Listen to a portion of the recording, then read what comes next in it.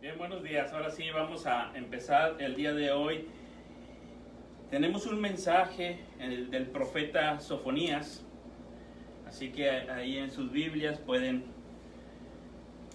si van a Mateo y no encuentran Sofonías, van a Mateo y 4 libros hacia atrás es Sofonías. Es casi ya de lo último que hay en el Antiguo Testamento. El mensaje para el día de hoy es de uno de los profetas menores. El nombre de Sofonías significa Dios guarda, Dios esconde, en el sentido de que Dios protege. Dios esconde para proteger.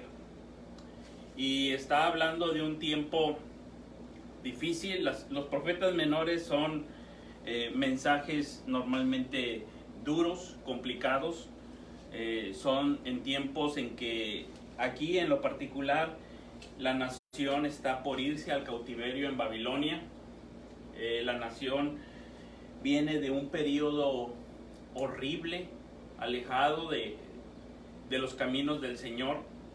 Así que la profecía de Sofonías va a ser de juicio, mostrando la severidad de Dios para con el pecado. Sin embargo, todavía muestra algo de una oportunidad que va a ser a través del arrepentimiento. Entonces hay una manera de librarse o de ser guardado, de ser escondido en medio de la ira de Dios.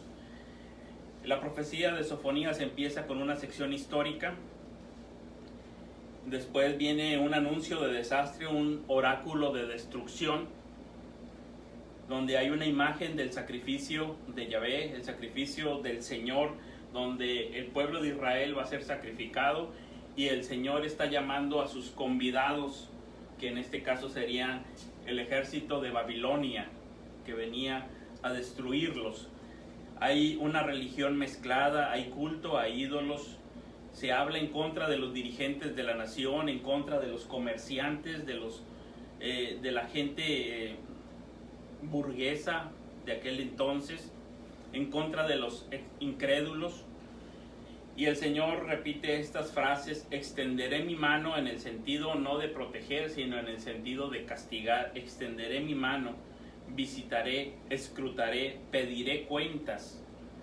Y aquí es donde nos está hablando Sofonías de que el Señor va a venir a hacer juicio y va a pedir cuentas, y dice que no va a ser un juez así pasalón, sino que va a escrutar, va a buscar con linterna.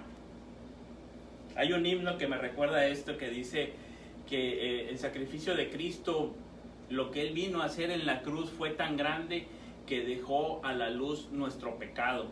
Enorme la culpa se ve por su luz. Uno puede de repente ver un mueble, una mesa y dice, pues está limpia, pero abres la cortina, entra la luz, y una vez que entra la luz ves que eso está cubierto de polvo. Bueno, esa es la idea. El Señor viene a hacer un juicio y es un juez justo. Y entonces prende la lámpara, prende la linterna y todo queda descubierto. Como dijo el Señor Jesucristo, la luz vino al mundo y todo quedó descubierto. Y aquellos que amaron más las tinieblas que la luz, le rechazaron, se alejaron, porque se vieron descubiertos. Pero otros se arrepintieron, creyeron en Él, le recibieron, y a esos el Señor les perdonó. El juicio de Dios con linterna nos habla de no un juicio superficial, sino de un juicio a fondo. El ser humano hoy en día y a través de los años, normalmente el ser humano se siente con el privilegio, con el derecho de juzgar a Dios. Normalmente el ser humano quiere juzgar a Dios. Y dice, no es justo Dios, y tú haces esto y esto, y pone a Dios en el banquillo de los acusados, y normalmente es severo con Dios y dice, quiero juzgar a Dios, yo quisiera juzgar a Dios y sus actos. Pero Sofonías nos dice que la cosa es al revés. Él es el juez. La cosa es al revés. Él es el que está juzgando. Y Él es el que tiene todo el derecho, todos los atributos y privilegios por ser nuestro creador, de hacer un juicio justo, de examinarnos. Y entonces, el propósito en el mensaje del día de hoy es poder pensar un poco cómo debemos nosotros de vivir hoy en día, conscientes de que un día compareceremos ante el Señor. ¿Cuál sería nuestra manera de vivir hoy en día si estuviéramos conscientes de que un día, no muy lejano, un día cercano, no muy improbable, un día certero, un día cercano y certero, vamos a ser examinados delante del Señor y compareceremos delante de Él? ¿Cómo debemos entonces de vivir hoy en día? Aún aquellas cosas que nosotros consideremos ocultas, secretas, que nadie las ve, Dios ahí va a prender su linterna, porque Él sí ve. Aún escudriña lo más escondido y oculto de las intenciones de nuestro corazón.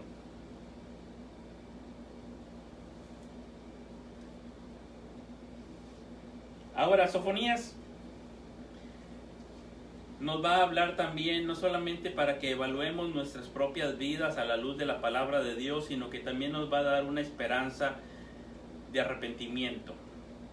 Los profetas menores eran hombres valientes, hombres que llegaban a la escena del pueblo de Israel en los momentos en que ellos se habían desviado del culto al Señor, en que ellos ya no se centraban en el ser humano, sino en sí mismos, en que la religión había sido distorsionada y ya no se amaba a Dios y mucho menos al prójimo, se le oprimía, se hacía todo tipo de maldad, incluso en nombre de la religión.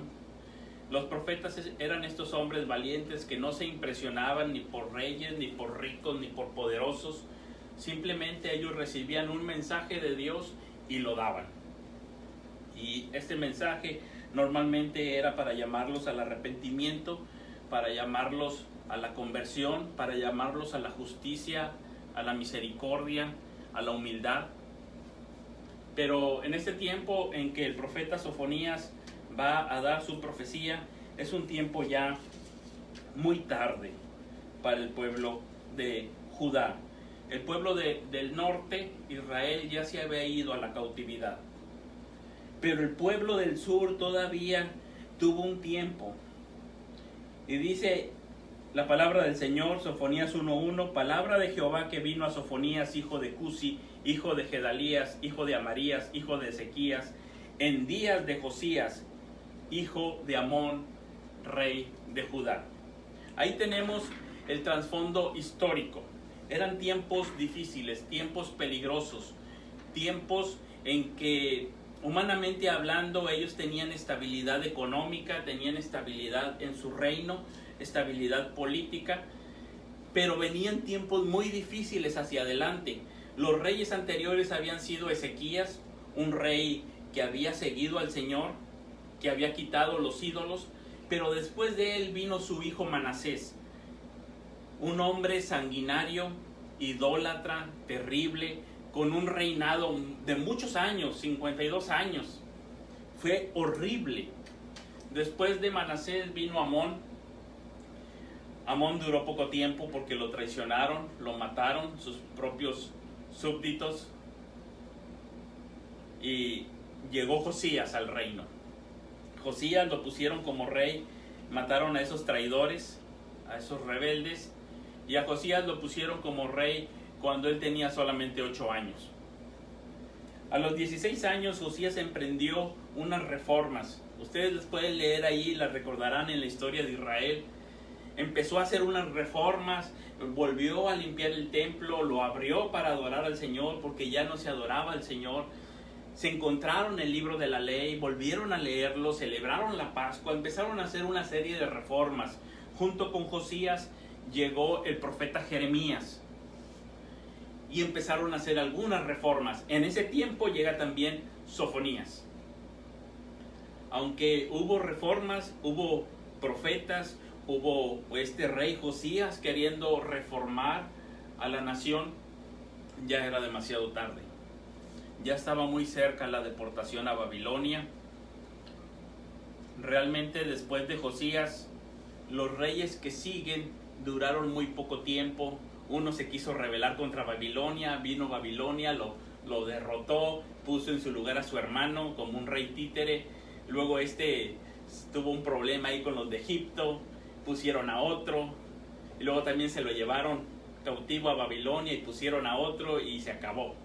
Esos transcurrieron tan rápidos, con tanta inestabilidad en la nación de Israel, que ya prácticamente era demasiado tarde todas estas reformas de Josías. Y ese es el tiempo en que llega Sofonías. Un tiempo serio, un tiempo difícil, donde ya el juicio es certero.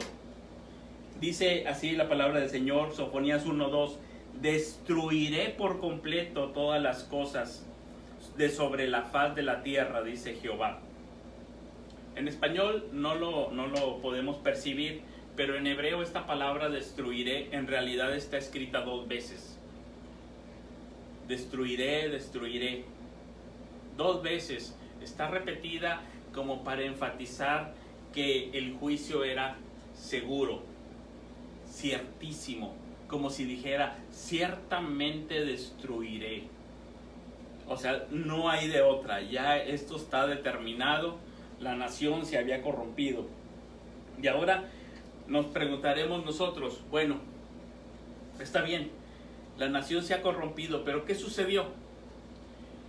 ¿Cuál es el pecado del pueblo que va a hacer que los destruyan?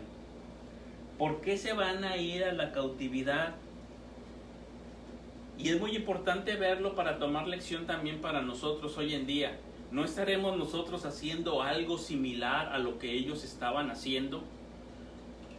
¿No será bueno que nosotros pensemos y consideremos qué es eso que causó la ira de Dios, para que podamos examinarnos al interior de nosotros mismos? No esperar a que Dios venga con la linterna, sino nosotros mismos prender la linterna de la palabra de Dios para examinarnos hacia el interior de nosotros mismos, cada quien, y poder decir, ¿estaré yo haciendo esto mismo ahí en lo profundo de mi corazón? ¿Estaré yo actuando de esta manera? Y entonces tomar la determinación de vivir diferente en vista de la certeza del juicio. Bien, así que el primer punto aquí es el peligro de la religión popular.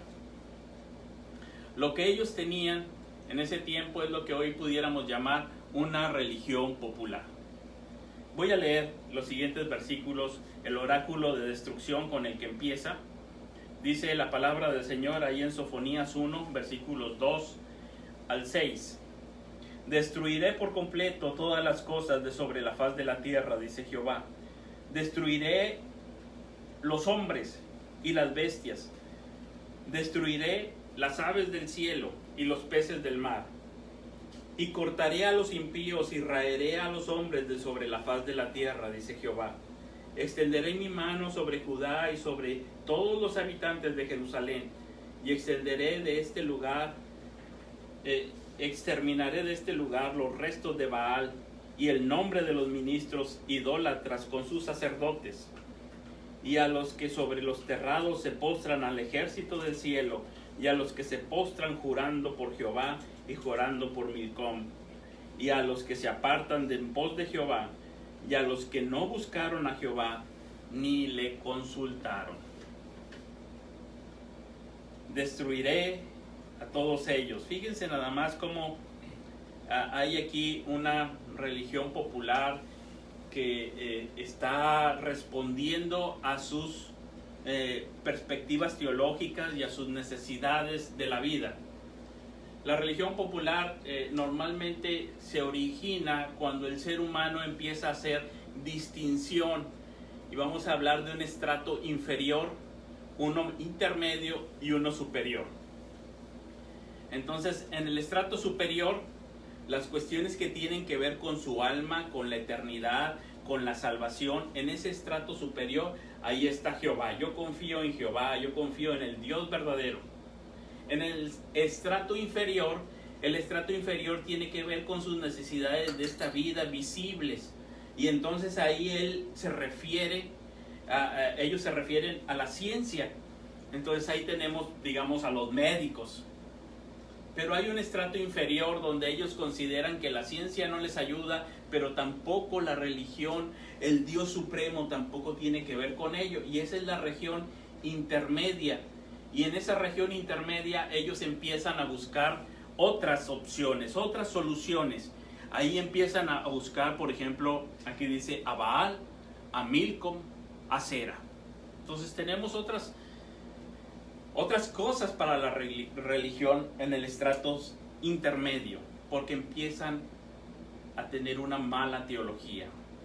Empiezan a separarse de lo que es el Deuteronomio, la ley de Dios, y empiezan a ver cómo lo hacen las otras naciones, las demás personas.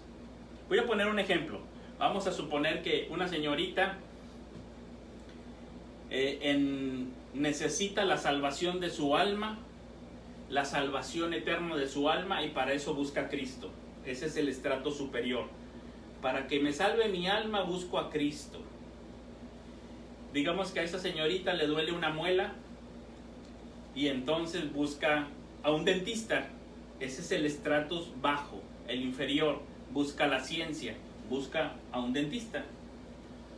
Pero digamos que de pronto esa señorita quiere tener novio y dice, como que ahí la ciencia no me ayuda, pero tampoco como que Cristo me va a ayudar, y dice, esta es una región intermedia, y entonces ahí prende una veladora a San Antonio o lo pone de cabeza según sea la urgencia. Y esa es la región intermedia, donde pareciera ser que ahí no tiene nada que ver Jehová, el Dios verdadero, Cristo. Él se encarga de las cuestiones eternas, del perdón de mi alma, de mi salvación eterna. La ciencia se encarga de lo inmediato que yo puedo recibir entre lo físico, que tiene que llevar una experiencia de conocimiento empírico y que me va a ayudar en el momento. Pero hay una región intermedia que le empiezo a llenar. Y ellos aquí tenían al Dios de la guerra. Dice, bueno, aquí en esta región intermedia nos vamos a encomendar al Dios de la guerra para que nos dé victoria, o al Dios de la fertilidad para que haga que fructifique nuestro campo y nuestro trigo, o al Dios cualquiera de ellos, porque dice que incluso se postraban ante el ejército del cielo. Entonces yo el domingo alabo a Jehová, el Dios verdadero, y entre semana leo mi horóscopo. Me guío por las estrellas y entonces me encuentro envuelto en una especie de religión popular, atrapado también por el pensamiento mágico, donde hay símbolos y poderes ocultos, donde yo incluso puedo usar la Biblia para sacar textos fuera de contexto, para usarlos de manera mágica, con esos poderes que vienen de un estilo esotérico, oculto, pero que no es realmente lo que la Biblia está enseñando. El Evangelio en realidad responde de manera muy diferente. El Evangelio rechaza la religión egocéntrica y la mentalidad mágica. Algunos incluso hasta sacan oraciones poderosas en esa región intermedia y dicen, por si acaso. Y tal vez la persona muy bien intencionada hasta dirá, mira, a mí me funciona, todas las mañanas cuando vayas a salir di esta oración y te va a ir bien. No sé cómo, no me digas cómo funciona eso, ni me interesa investigarlo si funciona o no, qué hay de explicaciones ahí, solamente yo sé que yo lo hago y me va bien. Haz esto en la noche y te va bien. Y pareciera ser muy espiritual, pero en realidad es una mezcla, y es lo que estaba sucediendo en el pueblo de Israel. Dice que juraban por Jehová y juraban por Milcom, es decir, se consagraban a la voluntad de Jehová, pero a la vez se consagraban a Milcom. Dicen, por si acaso mejor no vaya a ser, más vale que sobre y no que falte. Y entonces menospreciaban al Señor, abandonaban al Señor. Hay una mentalidad de tipo mágica cada vez que los creyentes se quieren envolver en cuestiones fascinantes que reflejan más bien el pensamiento y la cosmovisión ocultista que el cristianismo que vemos en el Evangelio.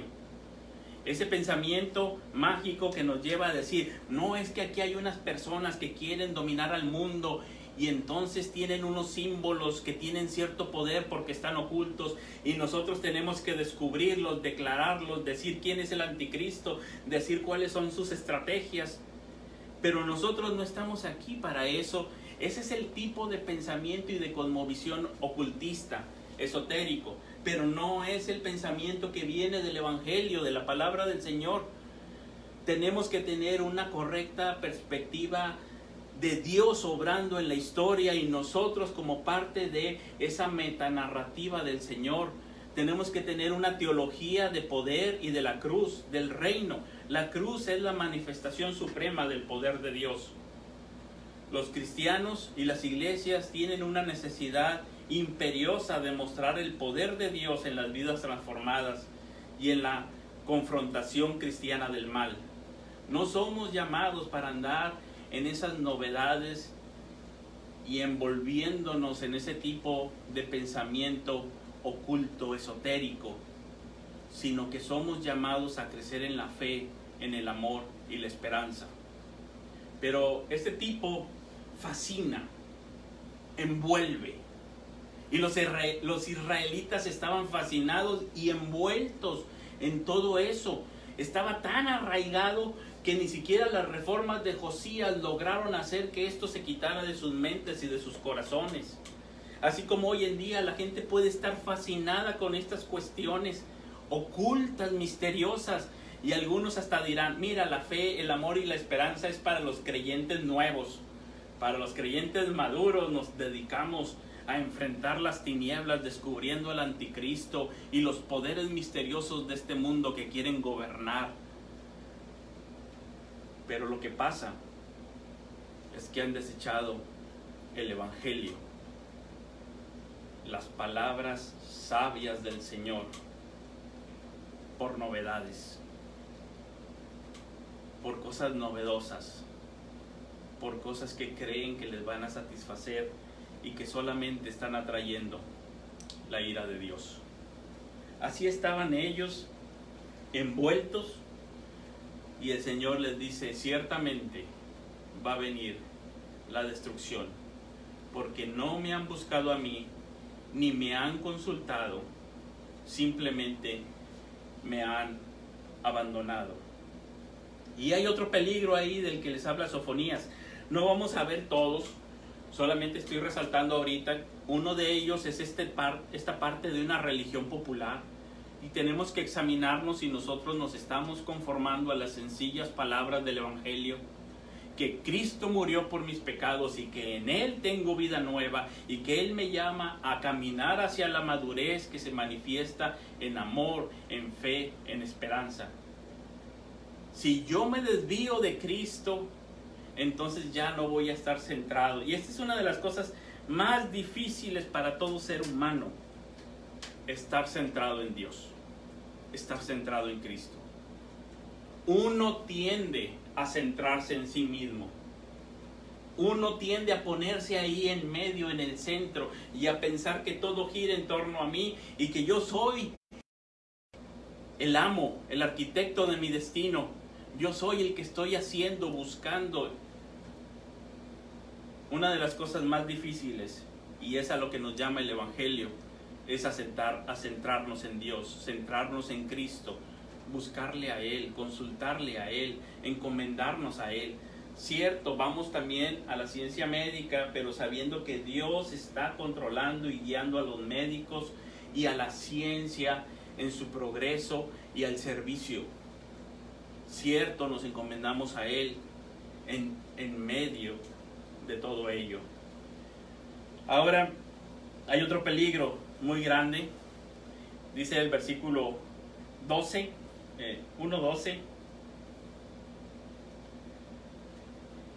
Acontecerá en aquel tiempo que yo escudriñaré a Jerusalén con linterna y castigaré a los hombres que reposan tranquilos como el vino asentado, los cuales dicen en su corazón, Jehová ni hará bien ni hará mal. Este es el peligro del secularismo, una religión sin Dios. Estas personas no son ateos, son del pueblo de Dios, del pueblo escogido por Dios. No son ateos, pero viven como si Dios no existiera o como si Él estuviera en otra esfera. Allá está la esfera de Dios, el cielo, y acá está la esfera de los hombres, y son independientes y no tienen relación. Él no está cercano. Y entonces, para fines prácticos, se vive como si fuera un ateo. No es ateo. Él cree en Dios, pero un Dios lejano. Cree en Dios, que está por ahí, pero que sabe que aquí en la tierra Jehová ni hará bien ni hará mal. Y entonces se comporta haciendo el mal. Y entonces se comporta tratando mal a las personas. Es injusto, es opresor. ¿Por qué es injusto y opresor? Porque dice, Jehová no me va a encontrar, no me va a hacer mal, no va a haber justicia de parte de Dios. Yo aquí soy el único que está haciendo las cosas. No adora, no se inclina, no se arrodilla delante de Dios, que sería el mandamiento número 1 de los 10 mandamientos. Al Señor es al que se adorará. El primer movimiento delante del Señor es hacia atrás y de rodillas. Ahí es cuando uno cobra conciencia de criatura delante del Creador. Y este hombre no se arrodilla.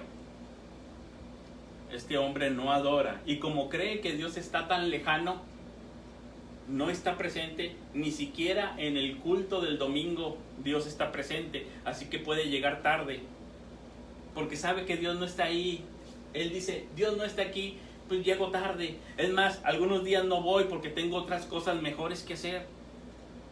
No leo su palabra porque yo sé que Dios no está aquí. No le canto con fervor porque sé que Dios no está aquí. Es un hombre que no adora. No está fascinado por la belleza del Señor, porque el Señor está lejos. Y aquí abajo es el gobierno de los hombres, donde Él se defiende como Él puede. Y que cuando viene una crisis no tiene que confiar en el Señor. Al contrario, en nuestro Monterrey trabajador, este es un hombre que diría, aunque es cristiano, diría, no hay crisis que supere 16 horas de trabajo diarias. Y trabaja en vez de confiar en que Jehová sustenta y que no hay justo desamparado ni su descendencia que mendigue pan, sino que es un hombre que dice, se pone difícil, yo puedo, yo lo hago. Y el juicio de Jehová viene sobre él porque está tranquilo.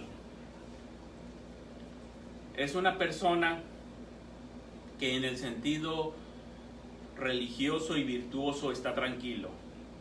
Está complacido con su religión. Se ha acostumbrado, se ha adaptado, se ha conformado a su religión y no hay ya cambios. Hay cosas que debieran de estar quitándose de su vida y vestirse del nuevo hombre. Hay cosas que él debería de estar desechando, pero no, los tiene por ahí como el vino asentado. Ha dejado que esas cosas permanezcan en él, que ahí se queden, que esa maldad se asiente, se acomode. Y él dice, pues estoy tranquilo, ¿para qué? Hay ciertos pecados que ya tolera, que son como pecados respetables, cosas que nadie le dice nada y que ahí las mantiene. Pero Dios dice, voy a venir y te voy a juzgar, te voy a examinar con linterna. Voy a prender la luz y se va a ver tu maldad, donde en tu corazón vives prácticamente como si Dios no existiera y por lo tanto no adoras, no amas al prójimo, al contrario, oprimes al prójimo. Y eso es lo que estaba sucediendo ahí. La opresión contra el prójimo en vez de amarlo. El descuido de Dios en vez de adorarlo. Y el vino asentado. Las maldades ahí, bien acomodaditas porque ya se había acomodado a su religión. Dijo, así está bien y parece ser que es respetable. No hay ningún problema. Pero viene Sofonías y dice, cuidado, porque ni pienses que vas a comer de las viñas que plantaste. Tú las plantaste y alguien más las va a comer. Ni pienses que vas a estrenar tu casa. Tú la construiste y alguien más la va a habitar. Ni pienses, va a haber un día de ira, día de angustia, día de aprieto, día de alboroto, día de asolamiento, día de tiniebla, día de oscuridad, día de nublado, día de entenebrecimiento, día de trompeta y de algaraza sobre las ciudades fortificadas y sobre las altas torres. Es un anuncio de destrucción con ese énfasis, día de. Y esa persona, cuando escucha el mensaje del profeta Sofonías, se va a su casa y todavía está acostado en su cama queriendo conciliar el sueño y nada más está escuchando la frase, día de. Lo que está haciendo aquí Sofonías es usar algunos recursos que usaban los profetas, jugando con las palabras para dar un mensaje que impacte y que no se les olvide nunca. A nosotros se nos olvida, porque nosotros aquí no lo vemos en hebreo. Si yo te pregunto, oye, ¿de qué habla Sofonías? No, pues no, quién sabe, no me acuerdo de qué habló Sofonías. Pero a los que les habló no lo iban a olvidar, porque está haciendo juegos de palabras para que ellos puedan identificarse, recordarle y les esté trayéndoles a la memoria a cada momento. No se les va a olvidar. Por ejemplo, cuando está hablando del juicio contra las naciones filisteas, fíjense por ejemplo en el capítulo 2, versículo 4, porque Gaza será desamparada, Ascalón asolada, saquearán a Asdod en pleno día, y Ecrón será desarraigada. Ahí Sofonías está usando juegos de palabras, el nombre de la ciudad con otra palabra que suena más o menos igual, y entonces dice, Ecrón será desamparada, no, Ecrón será desarraigada. Nosotros, para eso no suena nada porque ellos lo estaban escuchando en otro idioma y les sonaba como que rimaba. Por ejemplo, digamos, hubo un tiempo que un payaso aquí a la colonia Granja Sanitaria le decía Granja Sanguinaria, o a la Niño Artillero le decía Niño Pandillero. Entonces no se te olvida porque hace juego de palabras. Imagínense que el profeta Sofonías viniera y dijera que Monterrey va a ser, no sé, digamos, Muerte Rey, por decir. O Escobello va a ser Escomiedo. O cosas así, ¿verdad? Juega con las palabras y no se te va a olvidar, se te va a quedar impactado. Y así está jugando con las palabras, porque es un mensaje que ellos van a recordar, se les va a meter en su cabeza con las imágenes que está haciendo aquí el profeta. Y les va a estar retumbando. Dios viene a hacer un juicio. ¿Cómo me voy a presentar delante del Señor? ¿Con qué me presentaré delante de Él? Y dice a aquel que confía en sí mismo, que dice Dios no hará ni bien ni hará mal. El peligro del secularismo es que ahora confía en su dinero. El dinero en aquellos entonces servía para hacer alianzas con los ejércitos.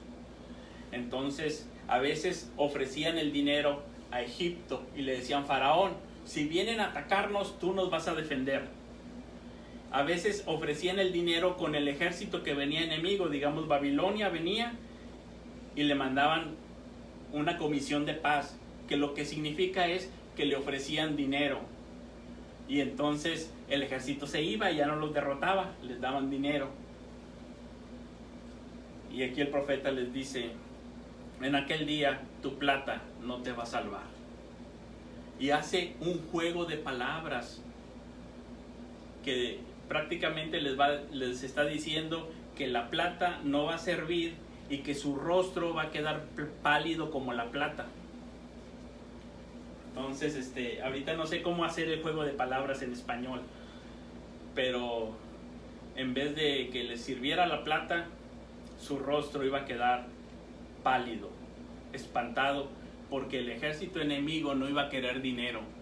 Va a decir, no, ¿para qué me ofreces dinero? Voy por ti, por toda tu ciudad. Se rebelaron contra el rey y vamos hasta las últimas consecuencias. Y así se fueron. Este era un mensaje duro, difícil, un mensaje que no pensemos que es sencillo para el profeta Sofonías. No pensemos que Sofonías está deleitándose o está muy feliz diciendo este mensaje.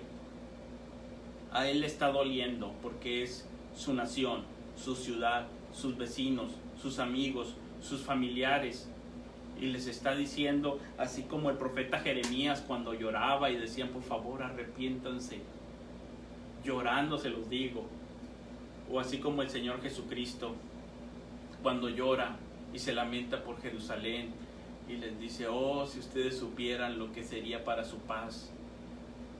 Jerusalén, Jerusalén, que apedreas a los profetas y matas a los que te son enviados. ¿Cuántas veces te quise juntar como la gallina junta a sus polluelos y no quisiste? Está con un corazón sufriente. Está dando un mensaje que es duro y que él lo está visualizando y pensando cómo será esto, porque dice, van a entrar por la puerta del pescado. Para nosotros eso no dice nada, pero básicamente lo que está diciendo en toda esa profecía Sofonías es que van a entrar por el norte. El ejército entraría por el norte, y luego se vendría por el centro hacia el templo y destruirían todos los collados, las torres, la ciudad, el lugar santo. La imagen es impactante, impresionante. El celo de la ira de Jehová, el rostro del Señor que había sido tan misericordioso y paciente con ellos, ahora los visitaría con severidad. Terrible sería ese día, espantoso y muy cercano. Pero incluso la amplitud de la destrucción, cuando empieza a decir a todas las naciones, no nada más a Jerusalén, va a traer juicio sobre las naciones del este, del oeste, del sur y del norte. Hasta Nínive iba a ser destruida. Nínive arrogante, orgullosa, iba a ser destruida. Pero también hacia el este habla de Amón, de Moab, y les dice cosas terribles. Fíjense nada más cómo se refiere a ellos. Capítulo 2, versículo 9. Bueno, desde el versículo 8 dice, yo he oído las afrentas de Moab y los denuestos de los hijos de Amón, con que deshonraron a mi pueblo y se engrandecieron sobre su territorio. Por tanto vivo yo, dice Jehová de los ejércitos, Dios de Israel, que Moab será como Sodoma y los hijos de Amón como Gomorra, campo de ortigas y minas de sal y asolamiento perpetuo. El remanente de mi pueblo los saqueará y el remanente de mi pueblo los heredará. Espantoso el ver estos nombres juntos, Moab y Amón con Sodoma y Gomorra. Eso era para estremecer. A lo mejor a nosotros no nos dice mucho. Voy a tratar de recordar la historia. En la historia vemos que Dios, por su maldad, trae un juicio con fuego a las naciones de Sodoma y Gomorra. Pero Dios le dice a Abraham, y Abraham intercede y dice, no, Señor, tal vez ahí haya 50 justos, no vayas a destruirla. Y así se va con el Señor. Señor, tal vez ahí hay 40 justos, tal vez. Y llega a decir, Señor, tal vez ahí hay 10 justos. Intercede todavía hasta lo último. Y el Señor dice, mira, voy a enviar para que salven a tu sobrino Lot. Dios salva a Lot y a sus hijas porque su esposa se convierte en sal. Pero de Lot y de sus hijas fueron salvadas, rescatadas de Sodoma y Gomorra. De ahí vienen los hijos de Lot que van a fundar la nación de Moab y de Amón. Y estas dos ciudades con el paso del tiempo se volvieron enemigos de los descendientes de Abraham, el que estaba intercediendo por ellos. Y se vuelven enemigos y los maldicen. ¿Se acuerdan la maldición de Balac? Que llama a Balaam para que los maldiga y Dios los cambia las maldiciones en bendiciones. Pero luego Balaam dice, ya sé qué es lo que vamos a hacer, un plan siniestro. Vamos a hacer que el pueblo de Israel caiga en desgracia, llevándoles mujeres que los induzcan a la idolatría. Y ese es el problema que tenemos ahorita. Milcom, ese es un dios moabita. Entonces, son los que propagaron, por así decirlo, esa religión popular, una mezcla del culto al Dios verdadero y el culto a otros dioses. Constantemente están en oposición. Y aquí el profeta Sofonías les está diciendo, más o menos así: ustedes fueron rescatados de Sodoma y Gomorra, bueno, pues ahora los vamos a convertir en Sodoma y Gomorra. Es decir, para esto fueron rescatados, para esto fueron salvados, pues ahora se van a convertir como Sodoma y Gomorra, en campos de ortigas, de sal. Va a venir el juicio de Dios sobre ustedes y van a ser destruidos. Es como decir, ustedes fueron salvados, pues ahora los voy a desalvar. Para esto los rescaté de Sodoma y Gomorra, pues mejor allá se hubieran quedado, ¿verdad? Es más o menos el sentido, el juego de palabras. Es como cuando al pueblo de Israel se regresa a Egipto. Cuando dijeron, viene Babilonia contra nosotros, ¿qué hacemos? ¿Qué hacemos? Huyamos a Egipto. Huir a Egipto, les dijo Jeremías, es como hacer el éxodo al revés. Es como si Dios me salvara de la esclavitud y yo me regresara a meter a la cárcel. Es como si Dios me salvara y me libertara y yo me volviera a esclavizar. Es lo que les dice el apóstol Pablo a los Gálatas. Ustedes fueron rescatados de su vana manera de vivir y ustedes se quieren volver a esclavizar solitos. En su corazón se regresan a Egipto y a ellos, como un juicio, dice, ustedes fueron salvados de Sodoma y Gomorra, no más, van a regresar. Y así cada uno de los juicios. El juego de palabras que hace Sofonías es impactante. Impactante. Estas personas que están escuchando a Sofonías, yo creo que en la noche no pueden dormir. Por varios días están haciendo otras cosas y están recordando. Ahí viene Dios con su linterna. Y enorme la culpa se ve por su luz. Nos va a iluminar. Pero Sofonías, aunque les llama al arrepentimiento, les da ahí una opción, la única opción, la única oportunidad. Dice capítulo 2, versículos del 1 al 3.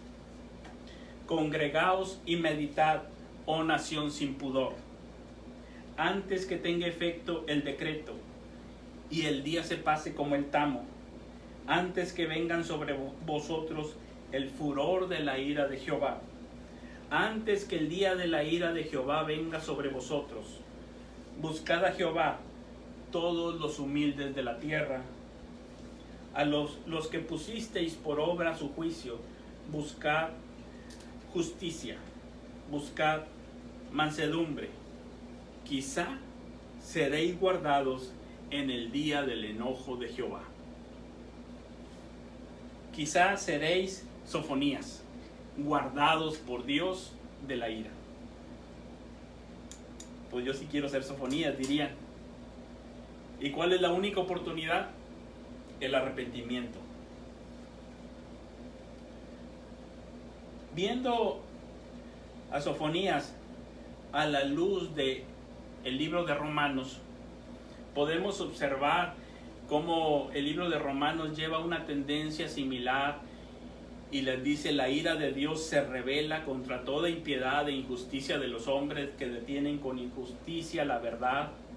Dios se les dio a conocer por su creación, pero ellos no le dieron gracias, no le adoraron, sino que se envanecieron en sus razonamientos, se hicieron necios, se alejaron de Él, se pervirtieron, se atestaron de toda maldad, algunos más moralistas, otros más religiosos con una religión mezclada, creyéndose superiores, pero aún así todos bajo pecado, todos condenados. Y dice que todos pecaron y están destituidos de la gloria de Dios, todos. Y la única oportunidad es el arrepentimiento, pero el arrepentimiento genuino. Y resulta que precisamente por lo malvado que somos como seres humanos, seres caídos, por nuestra depravación total, resulta que somos tan malos, estamos depravados, que no tenemos en nuestra naturaleza la forma de arrepentirnos. No nos arrepentimos, ni nos interesa arrepentirnos.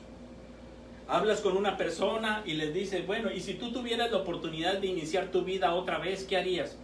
Nada, todo igualito. Yo no me arrepiento de nada. Yo volvería a hacer todo igual. Porque ya hay esa insensibilidad del corazón. Y cuando alguien llega a tener algún remordimiento y arrepentirse, resulta que su arrepentimiento no es genuino, está mezclado de tantas cosas, y el ser humano caído, depravado, afectado en su facultad de arrepentirse, no puede. Y el Señor nos dice a través del apóstol Pablo ahí en Romanos: no hay justo ni aún uno. No hay quien entienda, no hay nadie que se arrepienta, no hay quien busque a Dios. Todos se desviaron se fueron, se hicieron inútiles, están llenos y atestados de tal manera que hasta en su lengua sale veneno, dice. No hay nada bueno, ni siquiera hay posibilidad. La única opción para no estar bajo el juicio de Dios es el arrepentimiento genuino. Y eso no nos pertenece a nosotros. Ahora, Dios tampoco se arrepiente, no es parte de su naturaleza. Él no es penitente, porque Él es santo, santo, santo. Él es justo. Y aquí es donde esa oportunidad de arrepentimiento, para que fuera real, genuina, tiene que venir por el Dios hombre. Aquel que es santo y justo, pero que se hace hombre y por lo tanto tiene la capacidad de ser penitente. No por sus pecados, sino cargando nuestros pecados.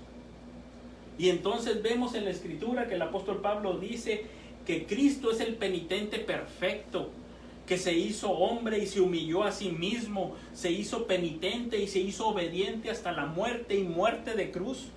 Y entonces, gracias a la obra de Cristo, es que tú y yo podemos ahora arrepentirnos. Gracias a la obra de Cristo es que ahora la bondad de Dios nos guía al arrepentimiento. Gracias a la posibilidad que abrió el Señor Jesucristo, que se reveló de una manera que no lo conocíamos. Y por eso el Señor lo exaltó hasta lo sumo y le dio un nombre que es sobre todo nombre, para adorarle y bendecirle.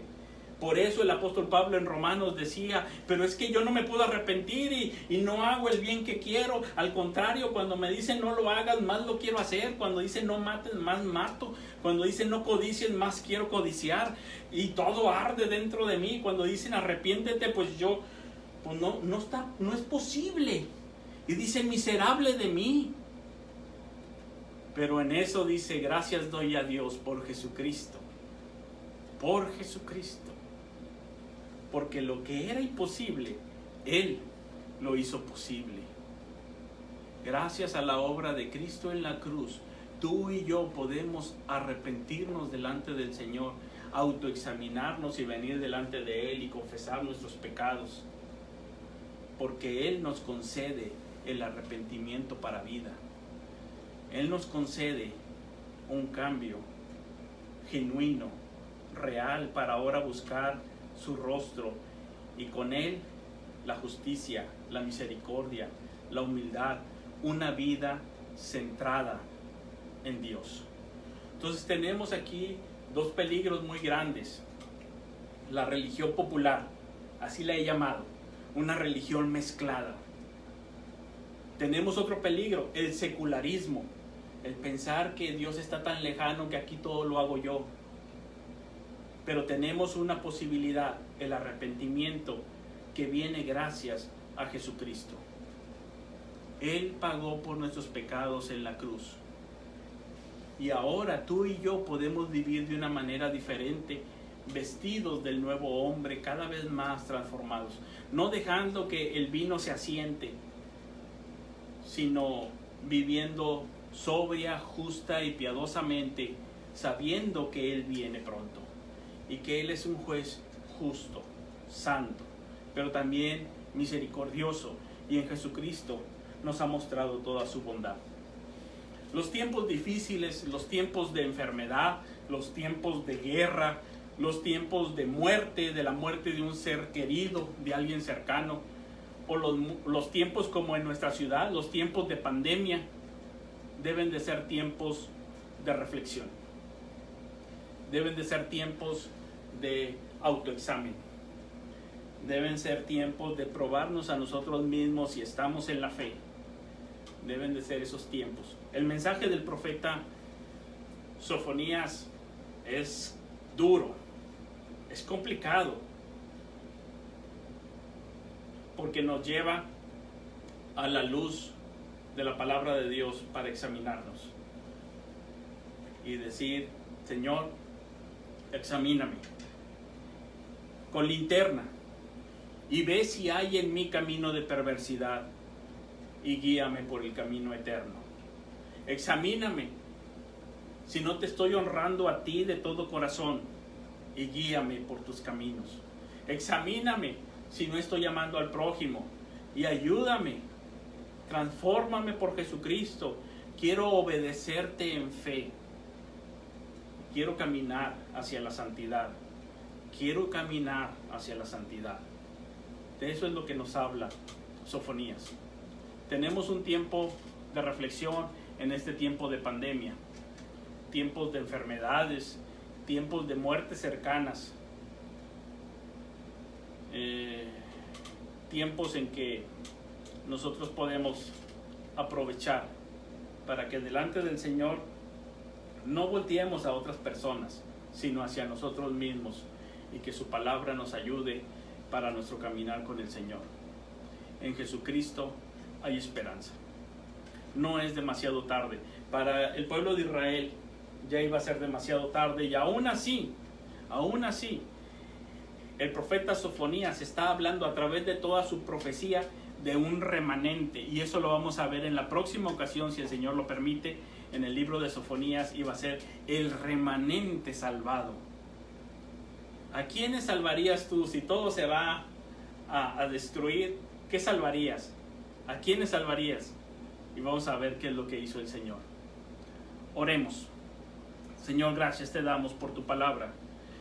Gracias por el mensaje del profeta, y ayúdanos, Señor, a vivir conscientes de que un día compareceremos delante de ti, para que nuestra vida pueda ser para tu gloria, para la alabanza de la gloria de tu gracia. Te damos gracias por Jesucristo, porque sin Él ninguna transformación sería posible. Sabemos, Señor, que tú nos guardas, no solamente para la eternidad, sino también para esta vida presente, para todo lo que hemos de enfrentar. Señor, ayuda a mis hermanos, a cada uno de ellos, que pueda estar guardado y protegido por ti en estos tiempos difíciles. Sé tú, Señor, nuestro refugio, nuestro sustentador, nuestra roca fuerte, nuestro castillo. que así, Señor, te adoremos a ti, te exaltemos, bendigamos tu nombre, por Jesucristo. Amén.